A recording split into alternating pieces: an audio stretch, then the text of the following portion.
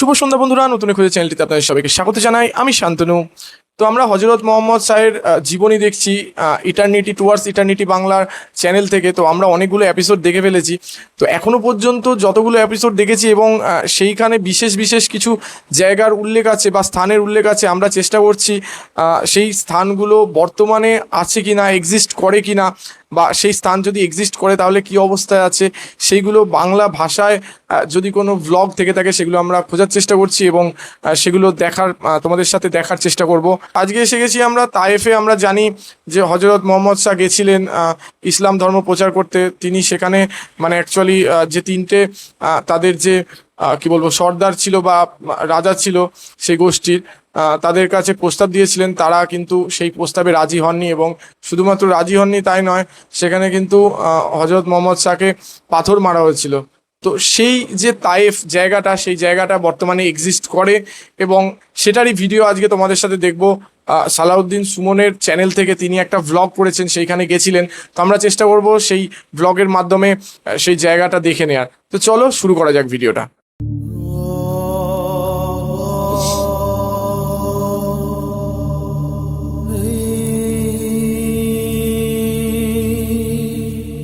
এই সেই পথ, এই পথেই রক্তাক্ত অবস্থায় ছুটে গিয়েছিলেন নবী করিম সাল্লাল্লাহু আলাইহি ওয়াসাল্লাম। সেই কাফেররা তো তার ইসলামের দাওয়াত কবুল করলেনই না, তার উপর ঝাঁপিয়ে পড়লেন পাথর হাতে।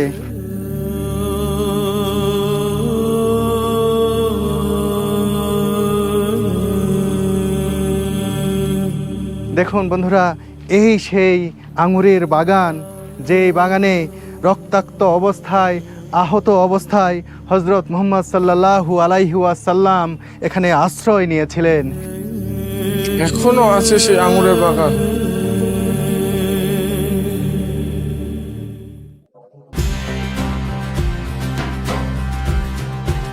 সৌদি আরবের তায়েফ নগরীর সৌন্দর্য চোখ জুড়িয়ে দেয়, মন ভরিয়ে দেয়। কিন্তু এই অপরূপ সৌন্দর্যের মাঝে এসেও নবীজি সাল্লাল্লাহু আলাইহি ওয়াসাল্লামের উপর তায়েফবাসীর আচরণের কথা মনে হলে মনটা ভারাক্রান্ত হয়ে আসে।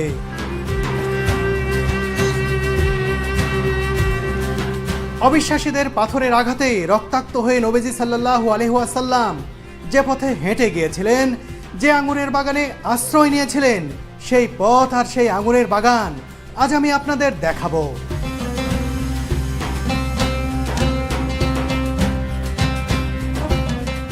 প্রাচীনকাল থেকেই মক্কার সাথে তায়েফ নগরীর ব্যবসা বাণিজ্যের সম্পর্ক ছিল।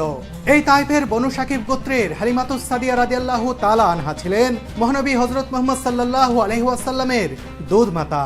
কিন্তু তা সত্ত্বেও নবীজি সাল্লাল্লাহু আলাইহি ওয়াসাল্লামের সাথে তায়েফবাসীর নির্মম আচরণের ঘটনা ইতিহাসে এক ভিন্ন অধ্যায়ের সৃষ্টি করেছে, যা প্রত্যেক মুসলমানের হৃদয়কে আজও ক্ষত বিক্ষত করে দেয়।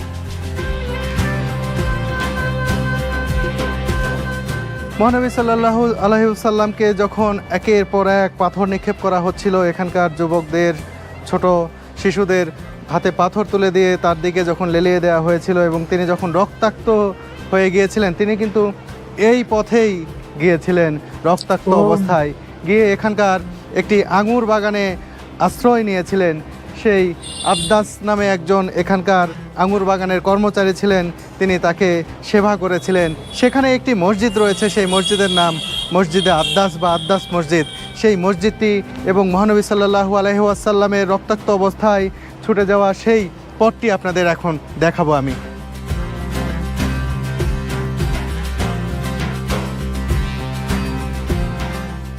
এই সেই পথ, এই পথেই কিন্তু রক্তাক্ত অবস্থায় ছুটে গিয়েছিলেন নবী করিম সাল্লাল্লাহু আলাইহি ওয়াসাল্লাম। রক্তে তার পা, তার জুতো ভিজে গিয়েছিল। তিনি এখানে দ্বীনের দাওয়াত দিতে এসেছিলেন, ইসলাম প্রচার করতে এসেছিলেন, কিন্তু তায়েফবাসী তার দাওয়াত তো নিলেনই না, তার দাওয়াত তো রক্ষা করলেনই না, তারা ইসলাম গ্রহণ করলেন না। তো অবশ্যই তারা তার উপর ঝাঁপিয়ে পড়লেন পাথর নিয়ে, তাকে রক্তাক্ত করলেন পাথর নিক্ষেপ করে। তিনি এই পথেই ছুটলেন রক্তাক্ত অবস্থায়। এই পথ রক্তাক্ত হলো মহানবী সাল্লাল্লাহু আলাইহি ওয়াসাল্লামের পবিত্র রক্তে। ঠিক কেন এবং কোন পরিপ্রেক্ষিতে তাইফবাসী নবীজির সাথে এমন আচরণ করেছিল, চলুন তা জেনে নিই। হযরত খাদিজা রাদিয়াল্লাহু তাআলা আনহা ও আবু তালিবের মৃত্যুর পর মহানবী সাল্লাল্লাহু আলাইহি ওয়াসাল্লামের উপর মক্কার কুরাইশদের অত্যাচার বৃদ্ধি পায়। এ অবস্থায় তিনি মক্কার বাইরে ইসলামের দাওয়াত পৌঁছানোর লক্ষ্যে নবুয়াতের 10ম বছরের শাওয়াল মাসে তায়েফে আসেন। তায়েফের বনু সাকিব গোত্রের হালিমা রাদিয়াল্লাহু তাআলা আনহা তার দুধ মাতা ছিলেন, একই সাথে তায়েফ সর্দারের একজন কুরাইশ গোত্রে বিয়ে করেছিলেন। এ কারণে তায়েফবাসীর কাছে তিনি সদাচার প্রত্যাশা করেছিলেন। তিনি মনে করেছিলেন তায়েফবাসী তার দাওয়াত গ্রহণ করবে।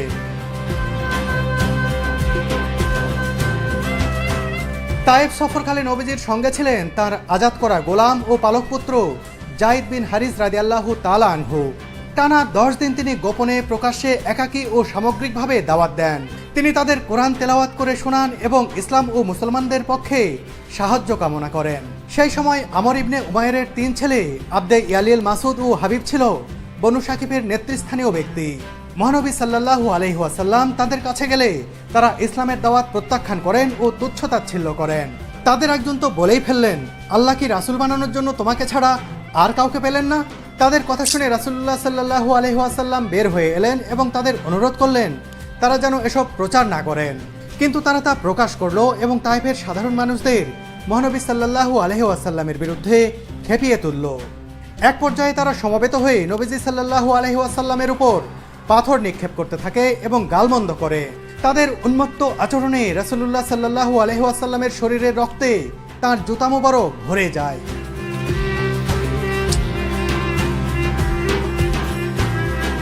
এ সময় হযরত যায়েদ রাদিয়াল্লাহু তাআলা আনহু মহানবী সাল্লাল্লাহু আলাইহি ওয়াসাল্লামের জন্য ঢাল হয়ে যান। যেদিক থেকে পাথর ছোঁড়া হচ্ছিল তিনি সেদিক থেকে তাকে আগলে রাখছিলেন, ফলে তার মাথার কয়েকটা জায়গায় কেটে যায়। কষ্টে রাসূলুল্লাহ সাল্লাল্লাহু আলাইহি ওয়াসাল্লাম মাটিতে বসে পড়লে পাষণ্ড মানুষগুলো হাত ধরে উঠিয়ে দিত এবং সামনে চলতে বলতো, আর তিনি সামনে পা বাড়ালেই তারা পাথর নিক্ষেপ করত।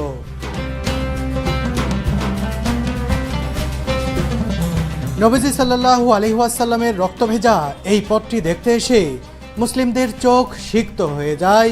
এই পথে হাঁটতে গিয়ে পা যেন নিশ্চল স্থবির হয়ে যায় আর মনটা ভারী হয়ে যায় পাথরের মতো।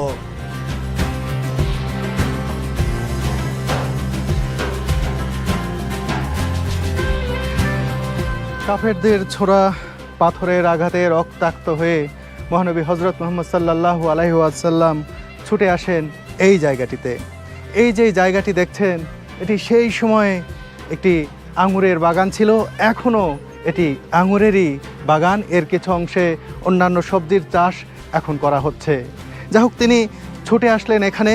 দেখছেন এখানে এই যে আঙুরের বাগান, এই আঙুরের বাগানের সেই সময় মালিক ছিলেন দুজন কাফের, যাদের একজনের নাম ছিল উতবা আর একজনের নাম ছিল সাইবা। তাদের একজন গোলাম বা ভৃত্য ছিল, তার নাম আদ্দাস। আদ্দাস তাকে এখানে নিয়ে গিয়ে বসালেন এবং কাফের যে মালিক ছিলেন সেই মালিক তাকে নির্দেশ করলেন যে তাকে যেন কিছু খাবার দেয়া হয়। দেখুন দেখুন বন্ধুরা, এই সেই আঙুরের বাগান, যেই বাগানে রক্তাক্ত অবস্থায়, আহত অবস্থায় হযরত মুহাম্মদ সাল্লাল্লাহু আলাইহি ওয়াসাল্লাম এখানে আশ্রয় নিয়েছিলেন। সেই বাগান দেখতে প্রতিদিন বহু মানুষ এখানে আসেন। দেখে যান সেই জায়গাটি। এখানে এসে অনেকেই কান্নাকাটি করেন, কারণ এই পথটি যে অনেক কঠিন পথ। এই যে পথটি দেখছেন, এই পথেই কিন্তু নবী করিম সাল্লাল্লাহু আলাইহি ওয়াসাল্লাম রক্তাক্ত অবস্থায় এই পথ ধরেই এসেছেন। এ কারণে মুসলিমরা যখন এখানে আসেন, এসব নিদর্শন দেখেন, অনেকেই কিন্তু কান্নায় ভেঙে পড়েন। আপনিও যখন এখানে বেড়াতে আসবেন, দেখতে আসবেন এসব জায়গা, আর আপনি যদি মুসলিম হয়ে থাকেন, তাহলে আপনার অন্তরাত্মা কেঁপে উঠবে এইরকম জায়গায় এলে, এইরকম নিদর্শন স্বচক্ষে দেখলে। আজ এখানে দেখুন কত গাছপালা রয়েছে, এখনও এখানকার মাটি সব কিছুই কিন্তু সেই সময় সেই ইতিহাসেরই সাক্ষী দিচ্ছে। সম্ভবত এখন আঙুরের সিজন নয়। দেখুন আঙুরের গাছগুলো কেমন শুকিয়ে গেছে। কিছুদিন বাদে হয়তো আবারও পত্রপল্লবে আর আঙুরে ছেয়ে যাবে এই বাগানটি। এই আঙ্গুর বাগানে আশ্রয় নেয়ার আগ পর্যন্ত দুর্বৃত্তরা মহানবী সাল্লাল্লাহু আলাইহি ওয়াসাল্লামের পিছু নিয়েছিল। বাগানের মালিক উতবা ও সাইবার নির্দেশে রাসূল করিম সাল্লাল্লাহু আলাইহি ওয়াসাল্লামকে আঙ্গুরের শরবত পান করান কৃতদাস আদ্দাস। শরবত পান করার আগে নবীজি সাল্লাল্লাহু আলাইহি ওয়াসাল্লাম বলেন, বিসমিল্লাহির রহমানির রহিম। আদ্দাস খ্রিস্টান ছিলেন। তিনি নবীজির মুখে বিসমিল্লাহ শুনে বললেন, এটা কি বললেন আপনি? এমন শব্দ তো কখনো শুনিনি। নবীজি সাল্লাল্লাহু আলাইহি ওয়াসাল্লাম বললেন, এটা আমার প্রতিপালক আমাকে শিখিয়েছেন। তুমি কোথা থেকে এসেছো? আদ্দাস বললেন, আমি ইরাকের নিনেভে থেকে এসেছি। তখন নবীজি সাল্লাল্লাহু আলাইহি ওয়াসাল্লাম বললেন, সেটা তো ইউনুস আলাইহি ওয়াসাল্লামের জনপদ। আদ্দাস অবাক হয়ে বললেন, ইউনুস আলাইহিস সালামের কথা আপনি কিভাবে জানলেন? নবীজি বললেন, এক নবী আরেক নবীর কথা জানতে পারেন।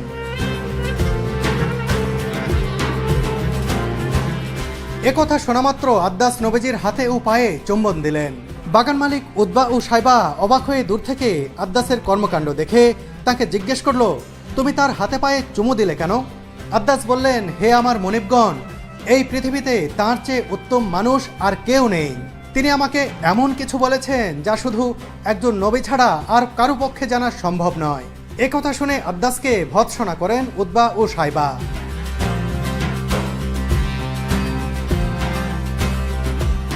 এবার আমরা সেই পথ ধরে এগিয়ে যেতে থাকলাম আঙ্গুর বাগানটির আরেক অংশে, যেখানে আদ্দাসের নামে মসজিদ রয়েছে।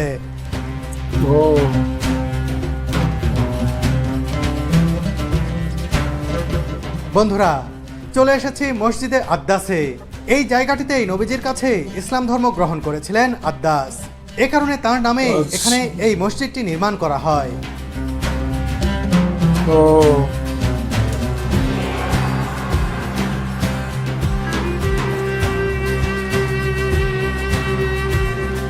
বন্ধুরা, এখানে জিয়ারা করতে এলে বা পরিদর্শন করতে এলে পর্যটকরা, হাজিরা সবাই কিন্তু এই মসজিদে আদ্দাস বা আদ্দাস মসজিদ অবশ্যই দেখতে আসেন। এই মসজিদটি কিন্তু সেই আঙুরের বাগানের সীমানার মধ্যেই নির্মিত হয়েছে। আঙুর বাগানটি অনেক বড়, আমি আগেও বলেছি।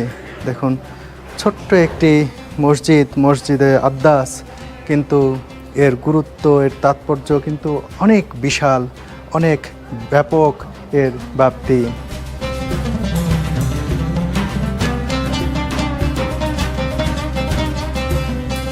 পরবর্তীতে আঙ্গুর বাগানের মালিক উতবা ও সাইবা বদরের ময়দানে আদ্দাসকে মুসলিমদের বিরুদ্ধে যুদ্ধে নামানোর চেষ্টা করেছিল, কিন্তু আদ্দাস নিজের মনিবদের আদেশ মানতে অস্বীকৃতি জানান। এ যুদ্ধে গিয়ে উতবা ও সাইবা দুজনেই প্রাণ হারিয়েছিলেন। আচ্ছা বন্ধুরা, মসজিদে আদ্দাসের সামনে এই যে দেখুন, ছোলা বিক্রি করা হচ্ছে 5 রিয়াল করে, মানে ছোট্ট একটি প্লেটে করে দেওয়া হচ্ছে। এর দাম 5 রিয়াল, কিন্তু দেখে মনে হচ্ছে অনেক টেস্টি হবে। খুব সুন্দর একটি গন্ধ আসছে, খেতেই ইচ্ছে করছে। 5 রিয়াল করে দাম, এখানে কিনতে পারবেন। পাশাপাশি দেখুন, এখানে কিন্তু আঙুরও বিক্রি করা হচ্ছে, বিভিন্ন ধরনের আঙুর রয়েছে এখানে। সেই আঙুরের বাগান দেখলাম, সেই মসজিদ দেখলাম, মসজিদে আদ্দাস, সেই ইতিহাস স্মরণ করলাম। সত্যিই এই জায়গায় আসতে পারা, এই জায়গাটা দেখতে পারা আমার জন্য সৌভাগ্যের বিষয় যে এই জায়গাটি আমি নিজ চোখে দেখতে পেলাম। আবারও দেখায় এই সেই আঙুরের বাগান। যতবার দেখছি ততই আরও বেশি করে দেখতে ইচ্ছে করছে, বারবার দেখতে ইচ্ছে করছে। এখানে নবী করিম সাল্লাল্লাহু আলাইহি ওয়াসাল্লাম তিনি আশ্রয় নিয়েছিলেন, তার আশ্রয়ের স্থল ছিল এই বাগানটি।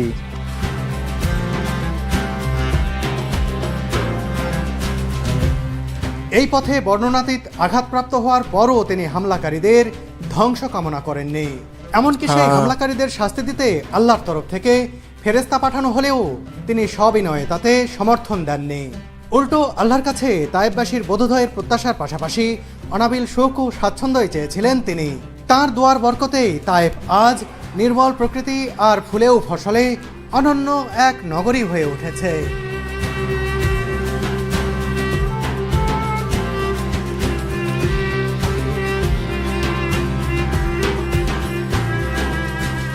বন্ধুরা, আমরা যখন আঙুরের বাগানটি দেখলাম এবং মসজিদে আদ্দাস থেকে ঘুরে বের হয়ে আসলাম, তখন দেখুন এই মুহূর্তে কত হাজি একসাথে যাচ্ছেন সেই জায়গাটি দেখতে।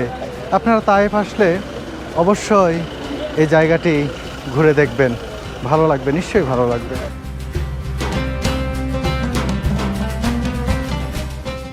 সত্যি কথা, মানে তায়েফের ভিডিওটা দেখে কিন্তু মনটা ভারাক্রান্ত হয়ে গেল। মানে সেই ফিলিংসটা আমি অনুভব করতে পারছি যে মানে কতটা আবেগ ঘন মুহূর্ত, যে সেই জায়গা দিয়ে সেই জায়গায় গেছেন উনি যেখানে একটা সময় হজরত মোহাম্মদ শাহ মানে রক্তাক্ত অবস্থায় সেই পথ দিয়ে হেঁটেছেন এবং মানে আহত হয়ে একটা বাগানে, আঙুর বাগানে আশ্রয় নিয়েছিলেন।